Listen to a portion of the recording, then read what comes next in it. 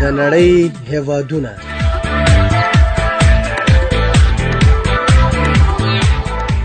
د نړۍ هېوادونه یوه معلوماتي او په زړه پورې خپرونه. د نړۍ هېوادونه تاسې له نړۍ سره اشنا کوي. دغه خپرونه تاسو د نړۍ د جغرافیوي، تاریخي، سیاسي، اقتصادي او فرهنګي بهیره خبرې. که غواړئ چې د نړۍ په اړه معلومات ترلاسه کړئ نو د ننګرهار ملي راډیو څخه د نړۍ هېوادونه مه هېروئ. دغه خپرونه هره دوشنبه سهار 10 بجې او بیا ځلې سه شنبه مازدیګر 4 بجې اورېدلی شئ. د خپرونې کوربه خاکسار زیب.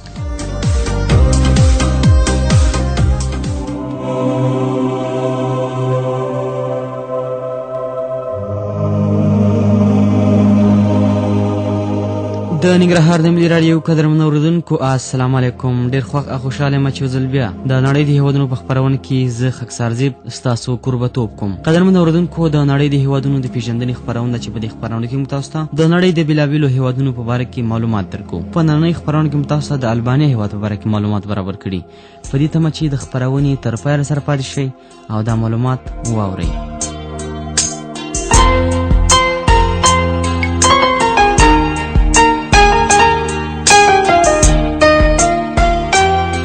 اوریدونکو یو ځل بیا درته په خپرونه کې ښه راغلاست وایم، خصوصا هغه اوریدونکو ته چې د اوس لپاره د ننګرهار د ملي راډیو سره یوځای شوي وي او د نړۍ د هېوادونو د پیژندنې خپرونه اوري. ګران اوریدونکو، لکه مخکې مو یادونه وکړه چې دې اونۍ د نړۍ د هېوادونو هېواد مو البانیا هېواد دی. د البانیا هېواد د نوم لنډیز نښه په انګلیسي ژبه کې AL دی. رسمي نوم یې د البانیا جمهوریت، نړیوال نوم یې البانیا او سیمه ییز نوم یې اشکاپریس جمهوریت او پخوانی نوم یې د البانیا د خلکو سوسیالیستي جمهوریت و. البانیا هېواد په ختیځه نیمکره، شمالي نیمکره البانیا د بلکان د ټاپووزمې په لویدیځ کې، د اروپا په جنوبي برخه کې، د ادریاتیک د سیند په ختیځو څنډو او د یانو د سیند په شمال کې د ختیځ طول البلد د 19 درجو نه تر 20.5 درجو او د شمالي عرض البلد د 9.5 درجو نه تر 43 درجو په منځ کې پروت دی. البانیا هېواد 2948 کیلومتره مربع مساحت لري. د دې هېواد شمال ته سربیا او مونتیګرو، جنوب ته یونان او د یوني سیند، ختیځ ته یونان، سربیا، مونتیګرو د مقدوني جمهوریت اتریش، لویدیځ ته د ادریاتیک سیند موقعیت لري. په وچه کې د البانیا هېواد د ټولو پول اوږدوالی 220 کیلومتره دی او دا هېواد له اوبو سره 362 کیلومتره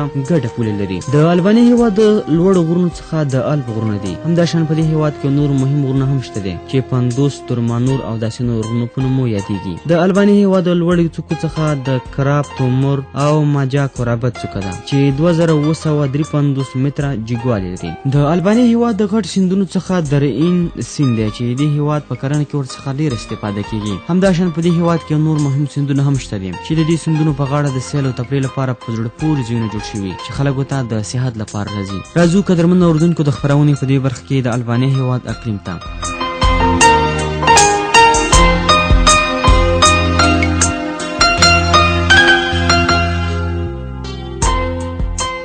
البانیا هېواد مدیتراني هوا لري.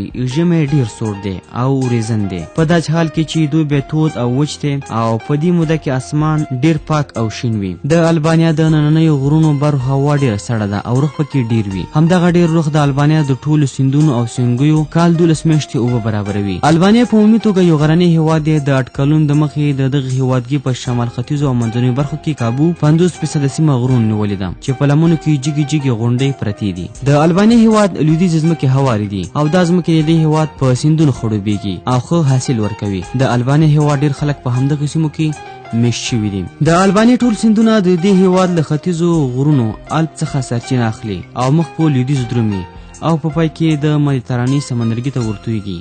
د البانیا په شمال لویدیځو او ختیځو برخو کې د اوبو دوه لوی طبیعي ډنډونه پراته دي چې لومړی د اسکوتاري او دوهمې اورید نومیږي او دا دواړه د سربیا او مونتیګرو سره ګډه پوله باندې پراته دي. همداراز د البانیا هېواد په ختیځ کې یو بل ډنډ پرسیپا هم شته دی چې د البانیا او یونان او مقدوني ترمنځ ګډ پروت دی. په عمومي توګه د البانیا هېواد تر ټولو ټیټه سیمه د ادریاتیک سمندرګی دی او تر ټولو لوړه سیمه ماجا کورابت ته چې 2953 متره جګوالی لري.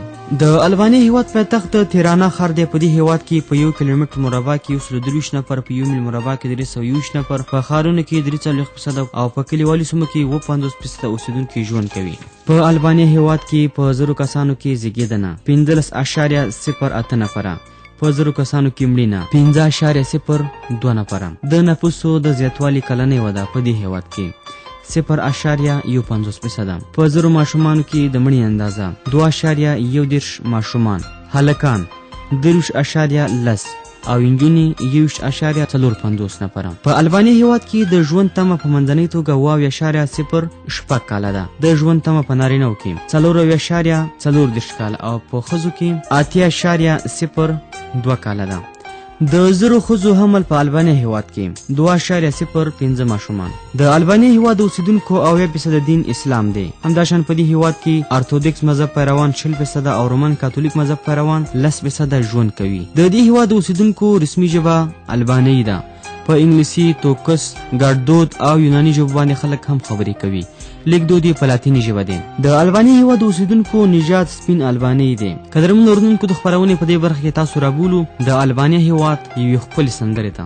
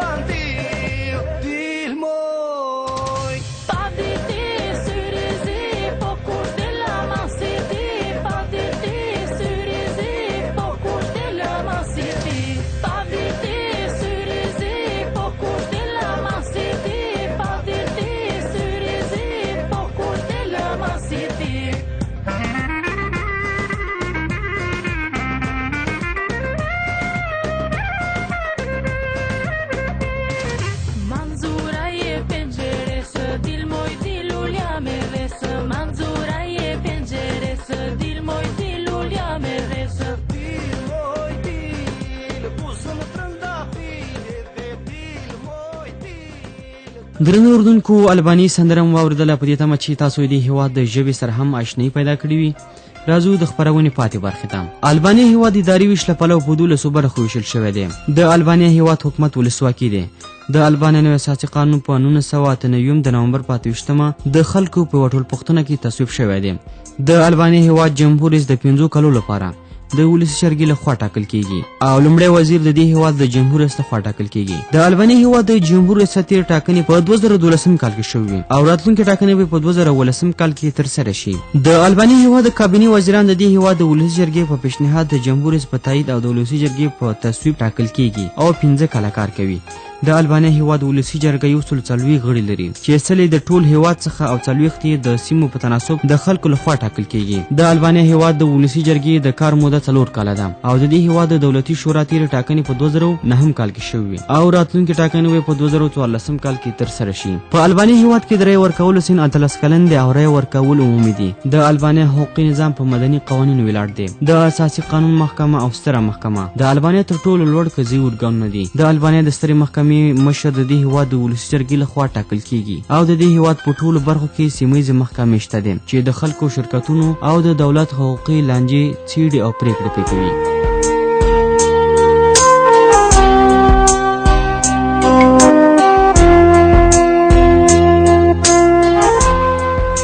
د البانیا هیواد د خپلواکۍ ورځ 1912 د نومبر 28 ده. ملي رخصتي د خپلواکۍ ورځ او د نومبر 28 ده. همداشان البانیا هیواد په نورو نړیوال ټولنو کې هم غړیتوب لري چې دې هیواد غړیتوب په UN کې په 1955 د نومبر په 14 شوی دی.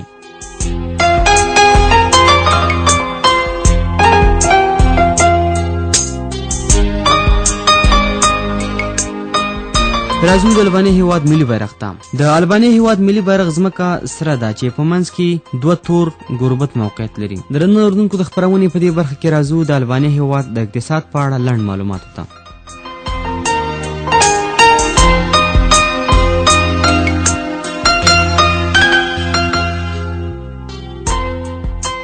سره دې چې په البانیا کې د سړي سرکلنی عاید $4500 دی، بیا هم دا هیواد د اروپا د ستندردونو له مخې یو بېوزله او وروسته پاتې هیواد ګڼل کېږي. دا څو کاله کېږي چې البانیا له کمونیستي اقتصاد څخه آزاد مارکیټ اقتصاد ته د اوښتون اوږده مزلونه لنډوي. د دې هیواد دولت هڅه کوي چې د ټولنیزو او اقتصادي جرمونو مخه ونیسي او د اقتصاد او سوداګرۍ د پرمختګ لپاره نوې لارې پرانیزي. د البانیا کابو 350,000 کسان په نور اروپایي هیوادونو او په تیره بیا په ایټالیا او یونان کې په کار لګیا دي او په کال کې د 400 څخه تر $600 میلیون خپلو کورنیو ته رالیږي چې دا د البانیا هیواد له اقتصاد سره غټه مرسته کوي او د دې هیواد د سوداګرۍ د بیلانس د کسر په پورته کولو کې غټه ونډه اخلي. کرنه چې د دې هیواد د غیر خالص کورني تولید په جوړښت کې نیمه برخه لري، په دې وروستیو کلونو کې د وچکالۍ له امله ډېره زیانمنه شوې ده.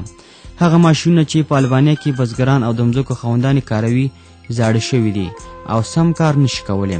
د البانیا اقتصادي بنسټونه لوی لارې، اومه مواد، برېښنا او نور انرژي، ترانسپورت، مسلکي پوهه او داسې نور ډېرې کمزوري دي. له همدې امله بهرني پانګوال په البانیا کې کار ته زړه نه ښه کوي.